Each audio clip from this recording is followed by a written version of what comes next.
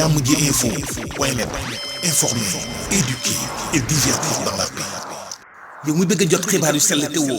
waaye itam bu ànd ak njàngalee ak xel mu dal ak jàmm gaawal gaaw abonné suñu compte YouTube bi nga xam ne moo di Jammji Info point net. Kéman, plus connu sous son nom de rappeur DJ Kéman, depuis qu'il a intégré le monde d'islam, il répond sous le nom de Sankara, un nom valeureux dont l'entendement renvoie simultanément aux métals précieux, l'or surtout, au grand révolutionnaire électeur panafricain Thomas Sankara. Tantôt, dès son jeune âge, Kéman a commencé à déclamer des textes de poésie. On était dans les années 90, époque à laquelle il fréquentait le collège Notre-Dame du Liban de Dakar. Ayant eu la chance d'être perché par une mère artiste qui fut le lead vocal de la troupe Djandarbi, Sankara a donc naturellement attrapé le virus de la musique. Le 9 janvier 2016, après quelques années de présence dans le paysage hip-hop sénégalais, Kéman fait sortir sa première production, une mixtape de 12 titres intitulée Samayon. Suite à cette première production qui a marqué le mouvement hip-hop, de par sa musicalité et les divers thèmes de société abordés, Sankara n'a pas laissé ses fans sur leur faim, puisque de 2016 à 2019, il a sorti sur le marché 4 singles avec un style de musique différent du moins. Après avoir exploré l'univers du hip-hop, Sankara vient de mettre sur le marché ce 9 janvier, ici à Blessemor, son premier album intitulé Kaddu. Kaddu, le titre éponyme de cet album, est un mot wolof qui signifie la parole. Le choix du titre n'est donc pas fortuit, puisque le slam est un style musical dont les lyrics, paroles,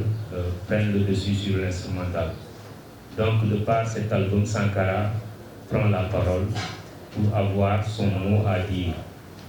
DJ Kéman, a.k.a. Sankara, est un artiste indépendant au service de son continent. Sa musique a pour mission de participer à l'unité africaine, de lutter pour l'égalité et promouvoir la culture africaine. Kaddu est un album composé. Commencé ci langue locale yi album bi nekkul 100% français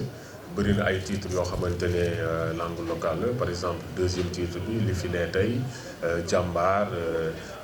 même Sidi Lamine am na ay parties yoo xamante ne français la mais am na yoo xamante ne wolof la tuddee naa la sama gént wolof la yaral sa doom wolof la toroxee kër baay daje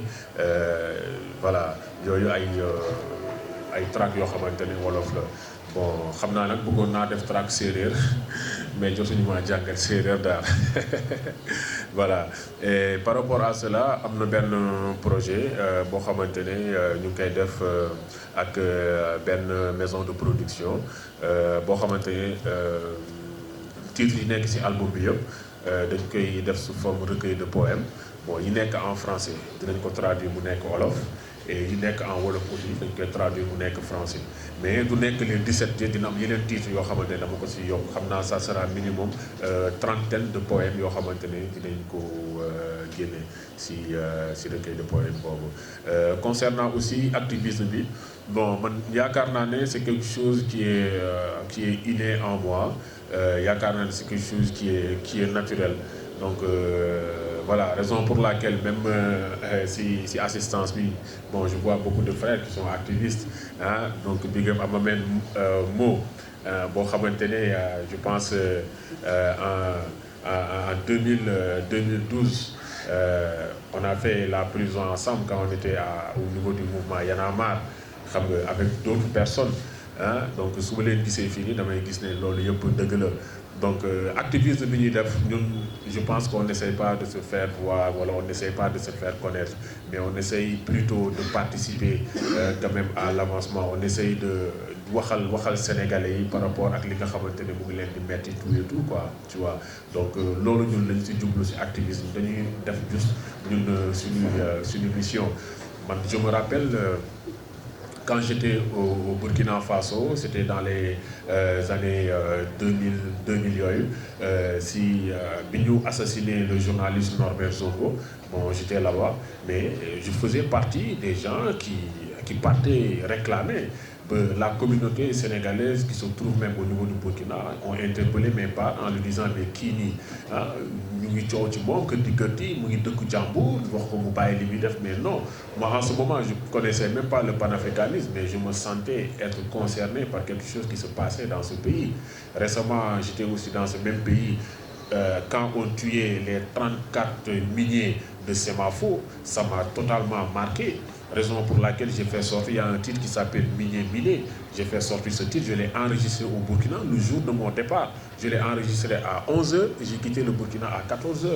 Donc, raison pour laquelle, pour dire, moi, je me sens totalement africain. Et que si je trouve qu'il y a un pays africain qui peut bénéficier, moi, de ma parole, qui peut bénéficier de ma musique, quand même, pour combattre quoi que ce soit,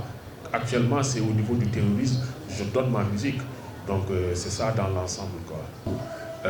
Maanaam kàddu moom mooy parole daal voilà te dama jàpp ne slam lépp kàddu la parole yi moom la nit ci di gën a déglu aussi tamit titre bi jógewul sax si man si sama benn waaye bu tudd Ibrahima Faye si la jógee parce que depuis longtemps maa ngi préparé album bi après ñu waxtaan si ma ne ko non man album bi dama ko bëgg tuddee Slam Médicament laa ko bëggoon njëkk a tuddee mu ne ma mais yow yaa ngi woote affaire de africain di woote gëm sa bopp di jël ay titres français donc bi ñu ko waxee effectivement ma ne ko woy wax nga dëgg quoi parce que aussi nit matul quoi après si la ma ne non mais da nga ko war a tuddee ay kaddu wala affaire ma ne ko voilà kaddu boobu sax baax na quoi donc looloo tax après j'ai choisi ce mot kaddu et puis tuddee ko album bi. Bon Sidi Lamine Niass bon amuñu benn rapport particulier ni avec lui ni avec sa famille. Bon ni ko rapport bi mu am avec les Sénégalais lambda bon rapport boobu aussi laa am ak moom quoi xam nga donc dama toog et puis j'estime que c'est quelqu'un qui a beaucoup donné pour ce pays donc loolu moo tax j'ai préféré lui rendre hommage à travers mon album et je vois que vraiment Sénégalais yi am na fu ñu ko tegoon. Am na fu ñuy toll sax ci yenn problème yi da ngay dégg nit ñi naan oh Sidi Lamine bu fi nekkoon donc nit yi di ko regretter donc je l'ai rendu hommage et en même temps ci biir hommage boobu dafa amaale aussi benn cri de cœur boo xamante ne def naa ko ci hommage boobu ma ko rendre combat de Cheikh Anta Diop que nous portons me tient beaucoup à cœur et nous faisons notre maximum pour le mener. Raison pour laquelle il y a un titre qui lui est dédié dans l'album qui s'appelle Multidimensionnel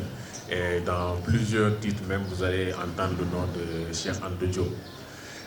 Qu'est-ce qui m'a poussé à un certain moment porter le combat? C'est quand j'ai découvert Cheikh Anta, j'ai découvert les travaux qu'il a eu à faire. Vraiment, je me suis senti beaucoup plus africain.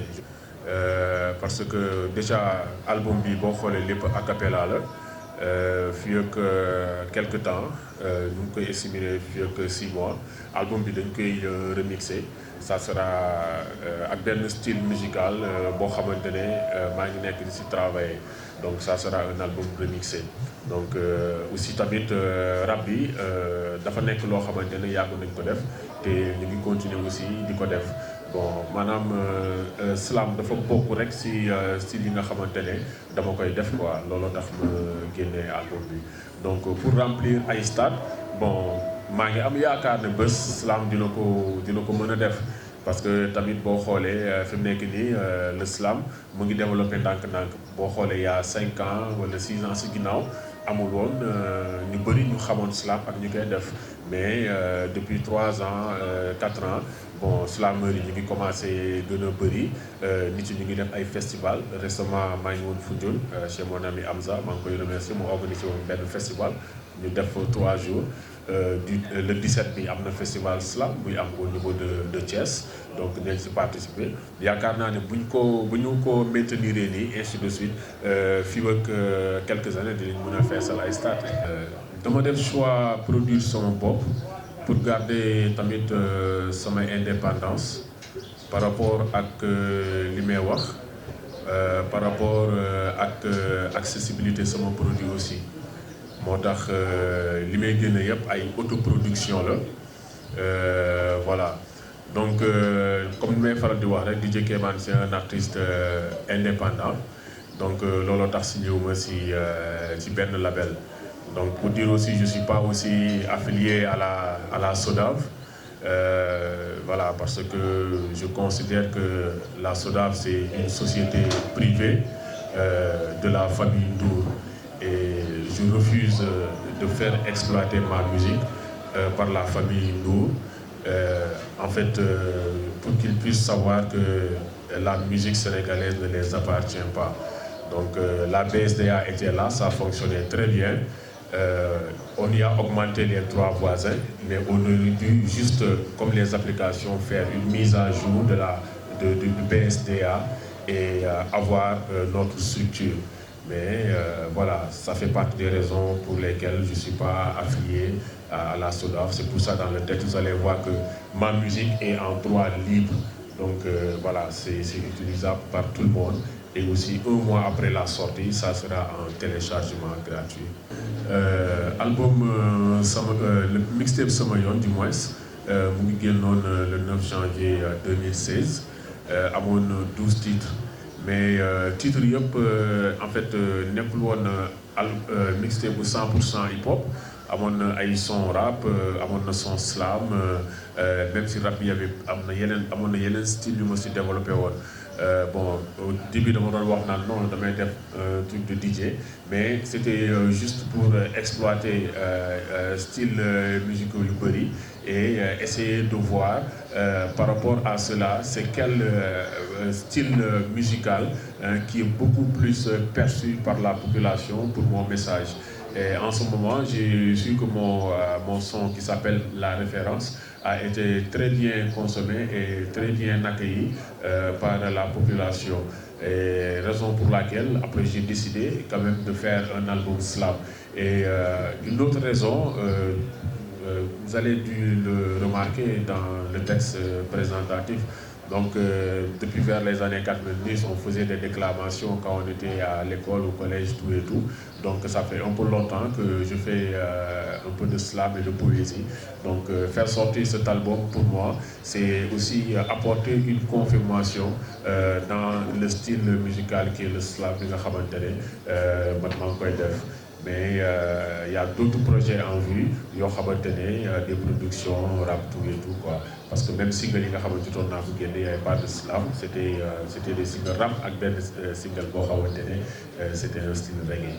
Génné produit bu mel nii dafa mel ni am doom rek di ko génne ñëpp daal di teew ci génte yi donc vraiment kontaan naa trop si cette présence. Bëri na des amis yoo xamante ne franchement on a partagé beaucoup de choses ensemble et lii moom dafay firndeel rek ne lu yàgg aussi dëgg la donc mënuma woon tàmbali sans pour autant remercier leen parce que xam naa ne xat na trop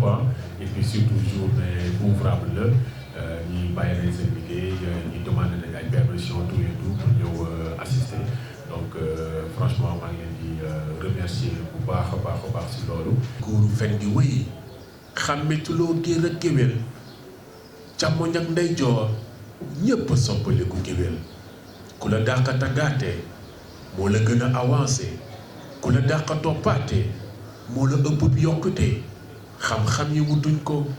mën-mën yi seetuñ ko mën a la tàggee mën a toppee def madame la présidente sab soppee doy na grade doy mën-mën foofu taxaw am sañ-sañ ci réewu président buy buum di buum yi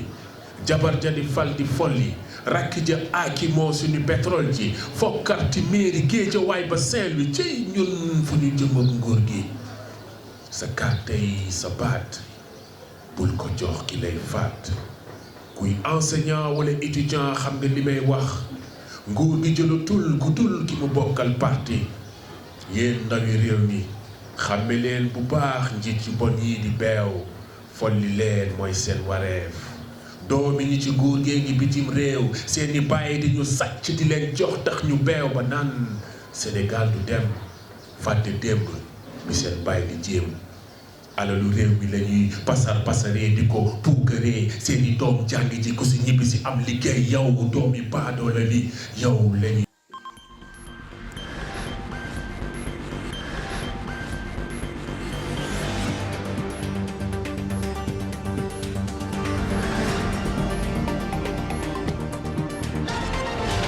jàmm ji info point net informer, éduquer et divertir dans la paix. yow mu bëgg a jot xibaar yu sell te woo waaye itam bu ànd ak njàngalee ak xel mu dal ak jàmm gaawal gaaw abonné suñu compte YouTube bii nga xam ne moo di jàmm ji info point net.